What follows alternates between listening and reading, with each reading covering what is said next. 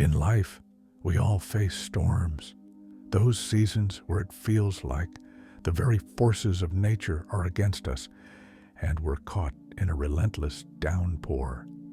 The winds howl, the rain pounds, and we wonder how we'll ever make it through.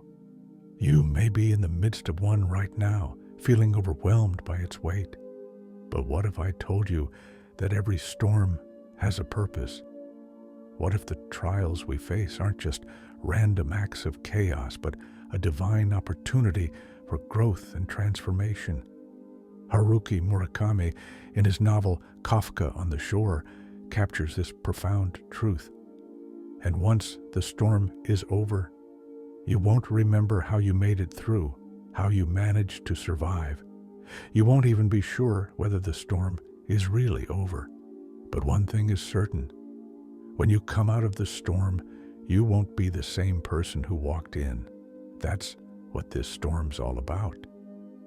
In these words, we find a deep connection to the transformative nature of life's trials. Let's take a moment to reflect on this truth through the lens of our faith in God. Could it be that in the midst of our suffering, God is shaping us into something greater? Let's explore this together. The storm's challenge. Why does God allow them? When we find ourselves in the midst of life's storms, it's natural to ask the hard questions. Why me? Why now? And perhaps the most difficult of all, why God? Why do you allow these storms in our lives? Why do you let us experience such pain, such suffering, such uncertainty? If God is good, if He is loving, why do we face these challenges at all? These questions echo in the hearts of many believers, myself included. But as we wrestle with them, it's important to remember that while we may not always understand the why, God's ways are far beyond our comprehension. Isaiah 55:9 offers us a powerful perspective. As the heavens are higher than the earth, so are my ways higher than your ways, and my thoughts than your thoughts. This reminder gives us pause.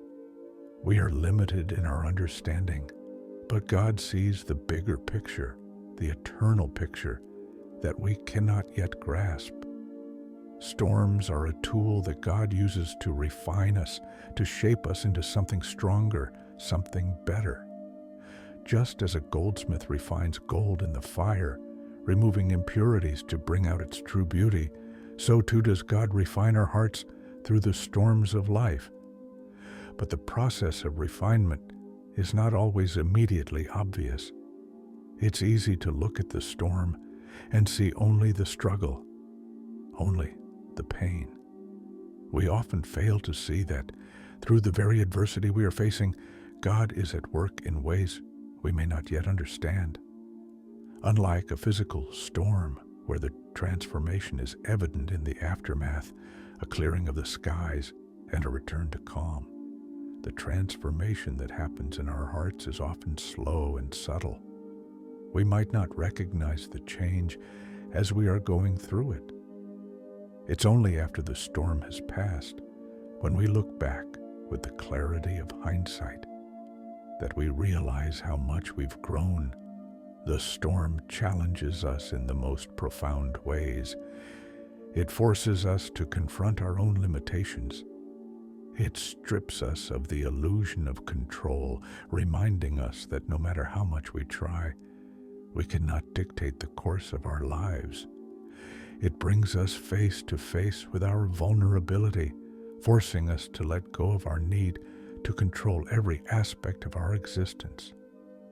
In those moments, God asks us to trust Him, not because we understand the storm, but because we know He is faithful, even when the winds rage and the rains pour. Through the storm, God is teaching us to rely on Him, to surrender our sense of control, and to lean into His plan, even when it doesn't make sense. In this process, we are transformed. we become more Christ-like, less dependent on our own strength, and more fully trusting in His. The storm forces us to grow, not in spite of the pain, but because of it. It is in those moments of hardship that we often find God's presence more deeply, experience His peace more profoundly, and discover a new layer of His purpose for our lives. The transformation in the storm. Murakami's words resonate deeply with the mysterious, often hidden ways God works in our lives. Once the storm passes, you may not remember exactly how you got through. It's like the trials fade into the background as your focus shifts to the future. This sense of fading into the background isn't a dismissal of the trial. It's a reminder that the storm's purpose isn't simply to end in survival. It is to carry us into a new chapter of transformation. When we are in the storm, we focus on the pain, the fear, the uncertainty. But when the storm passes and we look back, we may not always remember the exact details of how we made it through. The way God carried us through those dark days may not always be clear at the time. The trials that once consumed our thoughts seem distant, as if they belonged to a different person. But here is the powerful truth. You are not that person anymore. God has worked in you, changing you, refining you, even when you couldn't see the process. Consider the story of Job, a man whose life was a storm. Job didn't just experience a bad season, he faced profound loss, unimaginable suffering, and intense confusion. Yet, through it all, God remained with him, shaping his faith in ways that were only possible through the trial. When God restored Job, He didn't just give him back his possessions. He gave him a deeper understanding of His sovereignty. In Job 42:5, Job says, "My ears had heard of you, but now my eyes have seen you." This statement is not just about physical sight. It's a declaration of spiritual transformation. Job's relationship with God had deepened. His encounter with God was no longer an intellectual understanding, but an intimate, lived experience born out of suffering. In that storm, Job didn't just endure, he encountered God in a way that would not have been possible in a time of peace. Storms are not merely interruptions in our lives. They are encounters with God. In the stillness of peace, we may never fully grasp the depths of God's power, grace, and love. But in the fierce winds of the storm, we learn to lean on Him in ways we never could before.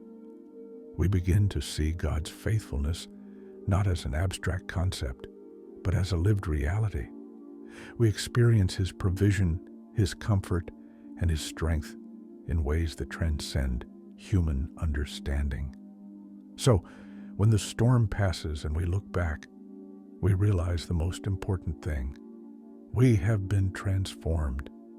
The storm has changed us, not just in how we see the world, but in how we see God. It has shaped us into people who know Him more deeply, who trust Him more fully, and who are more fully aligned with His will for our lives.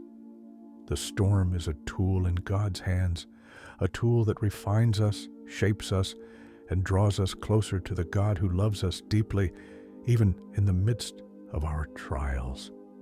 The storm and our faith. As we journey through life's storms, we are often confronted with a profound truth. Faith isn't a shield to keep us from pain, but a compass that helps us navigate through it. Many of us may find ourselves yearning for a life of peace and comfort, where pain is distant and suffering is a foreign concept. But the storms we face are not mere interruptions. They are opportunities for our faith to deepen. James 1:2-4 calls us to consider trials as pure joy, a paradox that goes against every instinct we have when we're in the midst of hardship. Consider it pure joy, my brothers and sisters, whenever you face trials of many kinds, because you know that the testing of your faith produces perseverance. Let perseverance finish its work so that you may be mature and complete, not lacking anything. In these words, we find a sacred invitation to view trials through a lens of growth rather than defeat. Storms challenge us, yes, but they also refine us in ways that comfort never could. Every moment of difficulty, every painful twist, every tear shed in the night is a test not of our strength, but of our reliance on God's grace. And through this test, perseverance is birthed. The storms, then, become classrooms where we learn to trust in God's sovereignty, even when we can't see beyond the clouds. It's in the storm that we realize faith isn't about understanding every moment of our journey. It's about clinging to God in moments when all feels uncertain. Our faith becomes more anchored, not because we've never wavered, but because we've learned to lean on God when everything around us shakes. The trials may not go away, but our capacity to trust in Him grows, and we emerge from the storm with a deeper, more resilient faith rooted in the experience of His presence in the storm itself. You won't be the same person after the storm. The storm, in its aftermath, will leave us forever changed. It's almost as if the very fabric of who we are has been altered by the experience. We may emerge with scars, both visible and hidden, reminders of the battle fought within. There may be moments when we feel unsure, wondering if the storm is truly over, or if the clouds are simply gathering for another round. And in those uncertain moments, we may even question our own identity. Who am I now? But the truth that we must embrace is this: we are not the same. And that is not something to fear. That is the beauty of God's transforming power. The Apostle Peter is a perfect example of this truth. When Peter stepped out onto the water toward Jesus, he was full of boldness and faith. But when the winds howled and the waves roared, his faith faltered and he sank. Yet Jesus reached out to him, lifting him from the storm's grip, and in that moment, Peter's faith was solidified. He was not the same man who had stepped onto that water. The storm refined him. And after it, Peter was no longer just a fisherman. He was a leader, one of the pillars of the early church. The storm, though it had shaken him, had strengthened his reliance on Jesus. It had changed him from someone who was impulsive and uncertain into someone who would eventually give his life for the gospel. Storms, when faced with faith, do not break us. Instead, they prepare us for something greater. They teach us dependence on God, refining our character and drawing us closer to His will. We may not fully understand the lessons while we are in the storm, but in retrospect, we see how God has used it to mold us, to make us more attuned to His voice, and to align us more with His purpose. We emerge from the storm stronger, not because we've overcome it alone, but because we've learned to trust the one who controls the storm.